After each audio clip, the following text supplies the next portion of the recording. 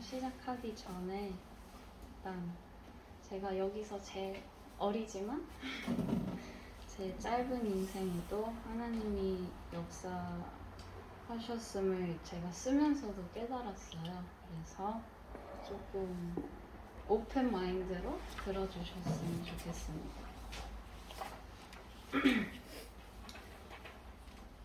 저는 모태신앙입니다. 제가 기억할 수 있을 때부터 지금까지 교회 가는 것은 당연했고 엄마 아빠에게도 묻지도 따지지도 않았습니다. 그냥 어느 순간부터 교회 가는 것이 자연스러웠습니다. 저는 미국에서 태어나고 자랐기 때문에 마음속에 남아있는 한국인이라는 작은 자부심이 그나마 한인교회를 다니면서 지켜 세워졌습니다. 한국인을 만나면서 한국어를 하고 한식을 점심 먹는 것이 미국에서 태어난 교포로서 꽤나 감사한 일이었습니다. 그런데 문득 초등학교 3학년 때 내가 왜 하나님을 믿고 있지? 하나님이 가짜이면 어떡하지? 라는 질문을 마음속으로 했습니다. 나는 일단 엄마 아빠 말을 잘 듣는 착한 딸이라는 것만으로도 교회 다니기 충분한 사유라고 생각하고 그 질문에 해답을 찾지 못한 채 계속 살았습니다. 그리고 중학생이 되었습니다. 중학생은 말 그대로 저의 리즈 시절이었습니다. 저는 든든한 3명의 친구가 있었습니다. 세린이, 예영이, 그리고 보배. 그 친구들은 나처럼 다 교포이고 한국말도 영어도 둘 다 잘하는 친구들이었고 소극적이고 내성적인 저에게 아주 큰 힘이었고 중학교 생활을 원만하게 할 수 있게 큰 역할을 해줬습니다. 그뿐만 아니라 그때는 제가 A를 놓친 적이 없기도 했습니다. 중학교 3학년에 되던 해 문득 마음속으로 이런 생각을 했습니다. 우리 가족도 화목하고 학교에는 나와 가장 친한 3명이나 있고 성적도 잘 나오고 내 삶은 이렇게나 행복한데 과연 내가 하나님이 필요할까? 라는 생각을 했습니다. 그런데 그건 저의 크나큰 오산이었습니다. 우리 엄마는 학교 선생님이어서 저는 엄마가 가르치는 학교를 다닐 수 있었던 것이었습니다. 하지만 원래 같으면 학교는 집 주소와 가장 가까운 학교로 가야 하는 것이었습니다. 그러나 저는 엄마가 학교 선생님이라는 특권으로 인해 집과 다른 구역에 있는 학교를 다닐 수 있었던 것이었습니다. 하지만 우리 엄마가 근무하는 학교는 딱 초중학교까지였습니다. 그러다 보니 저는 별 수 없이 중학교 친구들과 헤어지고 저 혼자만 다른 고등학교 가게 되었습니다. 고등학교 첫 입학식 전까지는 지옥이 시작되는 건 줄 몰랐습니다. 처음으로 우리 동네에 있는 학교, 그것도 사춘기 한창 예민할 나이에 백인들만 다니는 고등학교를 가게 되었습니다. 우리 동네는 아시안이 없는 것뿐만 아니라 아주 전체가 백인 동네였습니다. 그것도 백인 부자 동네요. 소문으로 듣기로는 샌프란시스코에서 사업 성공한 사람들이 정착하고 아이들을 키우기 위해서 이사오는 동네라고 들었습니다. 학교를 처음 방문했을 때 후문에는 학생들을 위한 주차장이 있었고 그 주차장에는 온갖 동물 로고가 있는 자동차, 모든 남자들의 로망인 오픈카 등의 스포츠카로 가득했습니다. 그리고 정문에는 학교 간판 앞에 학교 자금 기부 간판이 있었습니다. 꼭대기에는 3억 원이 써져 있었고 억 단위로 크게 나누고 5천만 원 단위로 또 작게 나눠졌습니다. 학부모들이 얼마나 기부했는지 이미 3분의 1은 채워져 있었습니다. 고등학교 2학년, 3학년 때였나 다른 학교들은 불경기로 선생님을 잘라야 할 때 우리는 색종이에서 흰종이를 바꾼 것밖에 없습니다. 그렇게 저는 중산층 집안에서 상류층 아이들과 어울리지 못하였을 뿐만 아니라 애들은 나를 투명인간을 취급하고 괴짜라고 생각했습니다.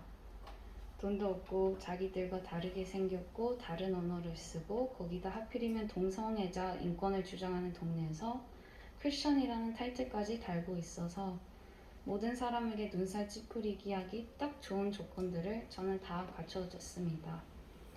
이런 일들 때문에 고등학생 시절은 제가 중학교 때 나는 하나님 없이 잘 살 수 있겠는데? 라는 오만한 생각에 대한 벌이라고 생각했습니다. 그때 큐티를 하며 많은 기적을 경험하면서도 한편으로는 하나님이 너무 미웠습니다. 정말 미웠습니다. 나는 엄마 아빠 따라서 교회 간 것 뿐이고 엄마 아빠 말씀대로 성경에 쓰여있는 것처럼 욕도 안 하고 술도 안 하고 마약도 안 하고 이렇게 착한 딸인데 나한테 왜 이런 시련을 주시는지 도무지 이해를 못하겠어요. 혼자 짜증내며 심술을 부리곤 했습니다. 대학교는 반드시 이 지긋지긋한 백인 동네를 떠나서 내 마음대로 살 테다라는 심보로 하와이 주립대를 입학하게 되었습니다. 말 그대로 내가 원하는 삶을 살았습니다. 술도 마시고 안 사귀어본 남자친구도 사귀어보고 그렇게 부모님 곁에 할 수 없었던 모든 것을 다 해보았습니다. 그때는 내가 정말 세상을 다 가진 기분이었습니다. 달콤했습니다. 이제는 욕도 안 참아내도 되고 크리스천이라는 것 때문에 착한 사람 허울을 써도 되지 않아서 기뻤습니다. 그리고 대학교 3학년 때 고려대로 교환학생으로 왔습니다. 엄마는 이상한 교회 가지 말고 꼭 이덕재 목사님이 목회하는 빛과 소금의 교회로 가라고 했습니다. 미국에 살았을 때 전도사 목사들이 저희 집에 왕래를 많이 해서 이덕재 목사님을 미국에서 만난 기억은 없지만 저는 또 착한 딸 신드롬이 발동해 못 이기는 척 갔습니다. 빛과 소금의 교회는 미국 교회와 많이 달라서 낯설었습니다. 그리고 재미도 없었습니다. 설교는 너무 어려워서 무슨 말 하는지도 하나도 모르겠고 미국 한인교회처럼 내 또래도 많이 없었습니다. 띄엄띄엄 다녔지만 목사님은 저를 붙잡고 성경 공부를 제안했습니다. 일주일에 한 번씩 성경 공부에 밥도 사주셨습니다. 유학생 신분인 나에게 밥 한 끼 사주는 것은 정말 고마운 일이기에 성경 공부를 거절할 수가 없었습니다. 성경 공부를 하면서 목사님은 기쁨이는 예수님을 주님으로 모시지 않을래? 라고 했는데 저는 단도직입적으로 목사님 너무 죄송하지만 저 아직 놀고 싶어요 라고 했고 목사님은 싱긋 웃으면서 기쁨이는 참 솔직해서 좋아 라고 해줬었습니다. 저는 사실 목사님의 반응이 너무 낯설었습니다. 교환학생이라 얼마 있다가 곧 떠날 사람에게 밥 사주는 것부터 이상했는데 다른 어른들처럼 내가 나쁜 길로 가겠다고 선언을 했음에도 불구하고 다그치지 않았던 어른은 목사님이 유일했습니다. 그래서 너무너무 낯설었습니다. 어떻게 반응을 해야 할지 몰랐습니다. 근데 그 낯설음에서 표현할 수 없는 해방감이 있었습니다. 너에게 강요하지 않고 너의 생각을 존중한다 라는 처럼 들려서 마음 한편으로는 편안해지는 느낌이 들었습니다. 그렇게 저는 한국의 교환학생 1년 마치고 하와이로 다시 돌아가서 하와이 주립대를 졸업하고 다시 캘리포니아를 갔습니다. 아빠는 이제 대학원을 가길 바랬고 저는 어떻게든 다시 이 동네를 벗어날 명분을 찾았습니다. 아빠는 샌프란시스코에 있는 대학원을 가길 바랬지만 학비를 보고 둘 다 기절할 뻔했습니다. 이거다 싶어 냈다 내 학사기랑 같은 분야를 가진 한국 대학원을 싹 다 찾아봤습니다. 이화여대 이 정도면 아빠가 허락해 주실 것 같았습니다. 대학원을 붙으려면 2차적으로 합격, 2차 면접을 봐야 입학할 수 있었는데 저는 무조건 비행기표부터 끊어서 한국에 일단 들어오기부터 했는데 다행히 붙었습니다. 대학원은 1년을 다니다가 빨리 돈 벌어야 되겠다는 생각에 학교는 그만두고 일을 시작했습니다. 한국 생활은 만만치 않았습니다. 항상 돈이 부족했지만 돈 관리를 못해서 입금되는 대로 바로 써버리곤 했습니다. 저는 돈을 벌고 쓰고를 반복하며 내가 원하는 삶, 내가 원하는 대로 다 사는 것 같았지만 뭔가가 허전하고 허무하고 너무 외로웠습니다. 결국 정말로 하나님 믿는 것이 무엇일까? 라는 생각에 나는 다시 교회를 다니게 되었습니다. 다니면서 저는 꾸준히 다니지 않고 항상 늦게 일어나곤 했습니다. 예배가 끝난 시각임에도 불구하고 목사님은 밥 안 먹었지? 밥 먹으러 교회당에 오렴 라고 하시고 저는 매주 예배를 지각하는 것에 대한 부끄러움이 쌓여만 갔습니다. 안 되겠다 싶어 그래도 설교하기 전이라도 도착하는 마음으로 그래도 이전보다는 더 규칙적으로 교회를 나가게 되었고 목사님이 밥 사주시면서 교회 생활을 같이 해야 되기 때문에 금요 기도 모임도 나와봐라 하셔서 한번 나갔는데 그때도 역시 지루했습니다. 저번에는 설교가 어려웠지만 이번에는 밤늦게 모여서 뉴스를 보도하는 게 아닌가. 처음에는 세계적인 이슈들, 한국의 사회 이슈들, 교회들 이슈들을 다루고 그것을 위해서 기도를 했습니다. 집중을 못할 때도 있었고 대표 기도할 때 잠들 때도 사실 많았습니다. 그런데 집에 오면 뭔가 모를 마음의 평화가 찾아와서 더 이상 허무하고 외롭지가 않았습니다. 그래서 저는 큐티 묵상을 더 열심히, 더 꾸준히 하게 되었습니다. 날마다 성경을 읽고 묵상하여 살게 되었고 혼자만 있으면 항상 걱정, 고민, 외로움, 공허함으로 요동쳤던 마음이 슬슬 얌전해졌습니다. 거센 파도가 암벽에 부딪히는 것처럼 마음이 불안하고 생각이 많았지만 성경을 읽으면 읽을수록 파도가 점점 더 고요한 호숫가로 변해가고 있다는 걸 느낄 수 있었습니다. 그뿐만 아니라 내 자신에 대해서 인지하지 못한 문제점들을 보여주시고 차근차근 고칠 수 있도록 일깨워 주셨습니다. 이제는 하나님 말씀과 기도를 통해서 깨달음을 얻고 있습니다. 이전에는 하나님의 존재를 인지하고 교회도 다녔지만 내 멋대로 행동하고 방탕하게 살았습니다. 그들은 자기들 속에 있는 무지와 자기들의 마음의 완고함 때문에 지각이 어두워지고 하나님의 생명에서 떠나 있습니다. 에베소서 4장 18절에 써있는 것처럼 저는 저의 무지와 저의 딱딱하게 굳어진 마음 때문에 진리를 보지 못했습니다.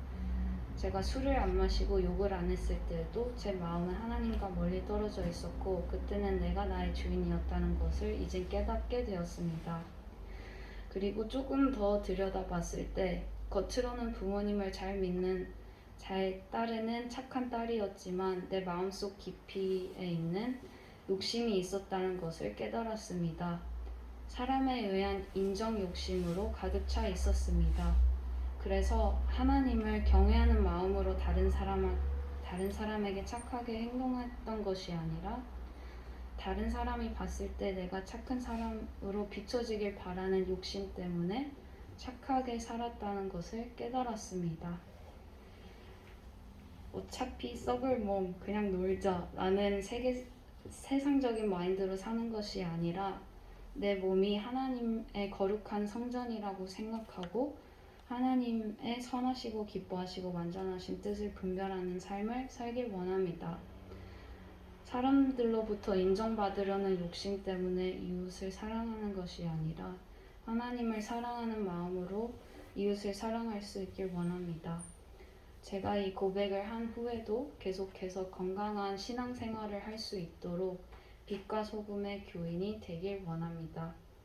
제가 오늘 공동체 앞에서 고백하기까지 시간이 조금 걸렸지만 교인이 된 후에도 옛 습관들이 보이면은 사랑으로 일침을 주시길 바랍니다. 아직 신생한 신앙을 갖고 있기 때문에 많은 이해와 배려를 부탁드립니다. 감사합니다.